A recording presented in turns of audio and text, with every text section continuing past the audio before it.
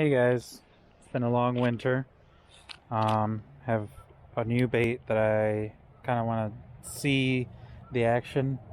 Most likely I'm not going to catch anything just because it's Michigan and it is still 44 degrees. Hasn't really gotten consistently warm, but here it is, the new Jackall 4.8 dead slower, and it's supposed to be kind of like another JDM bait where you can slow crawl it over the top.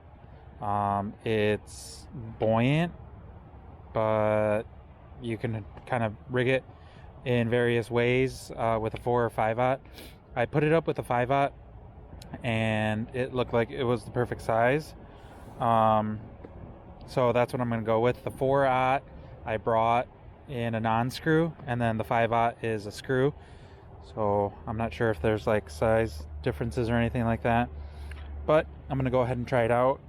I'm at a local pond that normally I have success in, but it is, like I said, it's been cold. It hasn't really warmed up.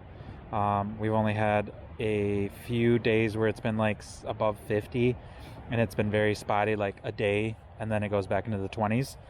So things should be getting better soon, but for now I'm just going to be showing you guys the action of this bait, and maybe we might have just a random taker. So stay tuned. Thank you. Alright, so it is very, very heavily scented. It's got a non-ribbed head, and then the rest of the body, as you can see, is like super ribbed, and then it's got a very flexible tail. It's supposed to be a bait that has a ton of movement at a slow retrieve. So I brought my reel that is, I think, a 6/8 retrieve. So we'll see how it does. Really excited to try this bait. As always, I'm super excited to try new baits. Let me just measure it up here. It is supposed to be buoyant, but I don't know if it's like what kind of material. It doesn't feel like Elastec or anything like that, so I don't know how it'll do with longevity. But here it is rigged up on the 5/0. 5/0 hook. Looks really good. It is supposed to float, so the tail, tons of action. So let's get out in the water. Here's the first cast. It is very brushy, so I'm not sure how far I'm going to be able to get. It is a owner beast hook, so I don't know if that will affect. It is on fluorocarbon, so maybe I should throw it on braid. It's got a super nice wobble action. Does sink. So maybe on braid.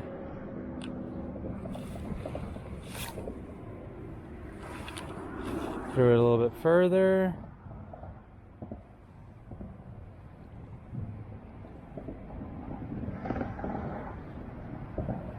I'm just nice. This is a 6/3 reel, not 6/8, sorry. I'm just doing a nice slow retrieve. I brought it in white so that hopefully you guys could see it. There's a ton of different colors. I bought a green pumpkin. It is turning. The scent is sticking pretty well.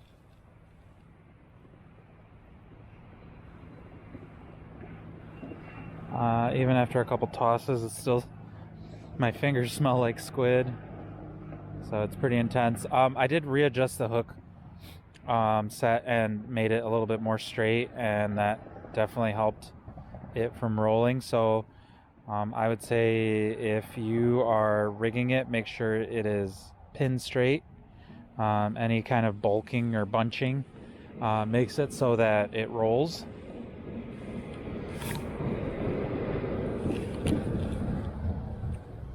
Here, we're just going to cast it and see how it goes.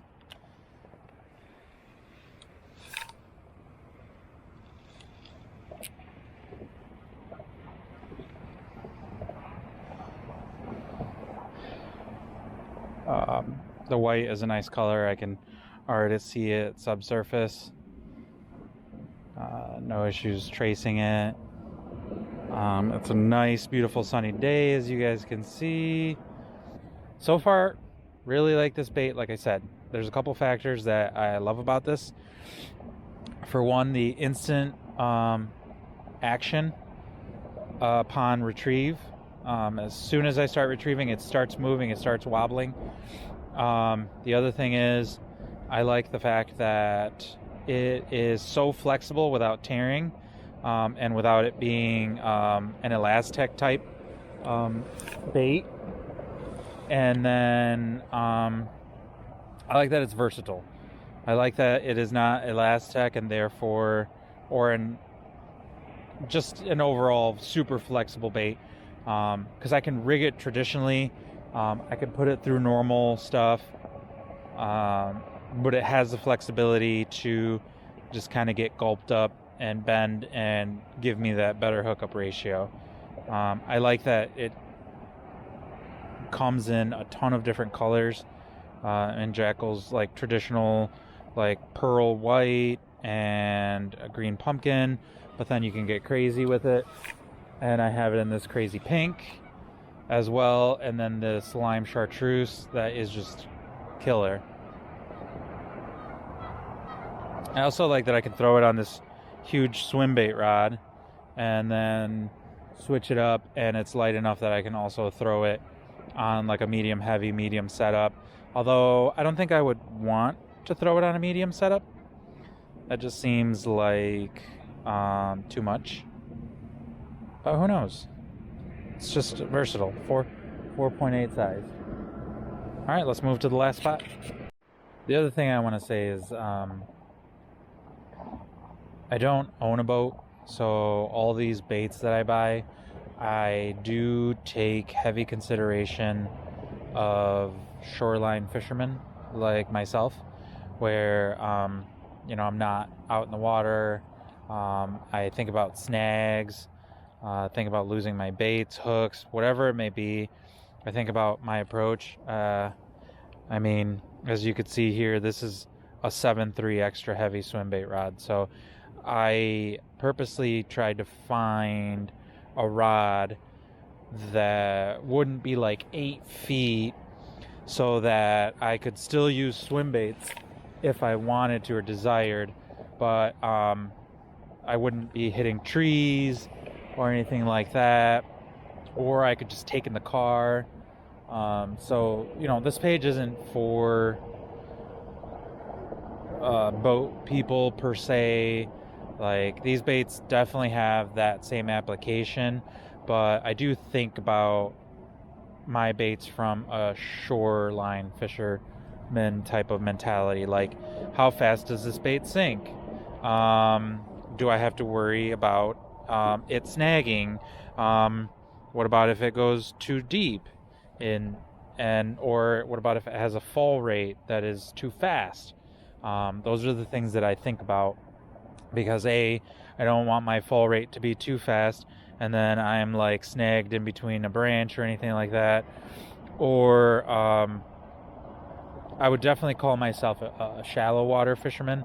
So I think about how far I can cast out in front of me so that I can make sure to, have the optimal chance of getting fish. So like this bait, I do like because I can throw it shallow. I could throw it on a heavy setup like this, which I think is overkill now that I'm thinking about it. Or I can go onto a lighter setup like a medium heavy, like I have that rod. And I could sling it around on that and I'm all for versatility. I'm all for making sure that my baits, you know, I could take them on a river, I could take them on a pond, and have a smaller chance of losing them. So yeah, that's the kind of stuff I think about. Back to that shoreline, shore fisherman type of comments that I was making. One of the things that I do notice with this is the package is rather large. I don't carry around a backpack most of the time when I go fishing. I carry around a hip sack. So, like, I will say that one of the downers that I have is that because of the bait and its nature of trying to keep it straight, unbent, keeping these unbent and all that, because of that nature, I will say that they had to make the package pretty big, like I said, taller than my hand, and therefore it would stick out of my hip sack.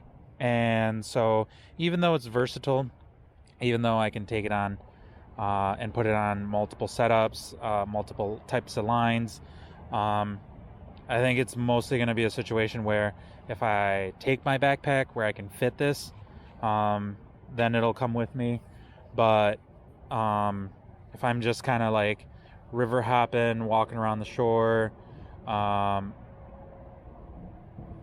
I'm either going to set it up before I leave and just take one, and if it tears off, then I take the hook off and change the situation and what I'm using, or I'm not going to take it at all. So I completely understand why the packaging. I just will say that for me, the packaging is definitely like an issue. And you do get you get 5.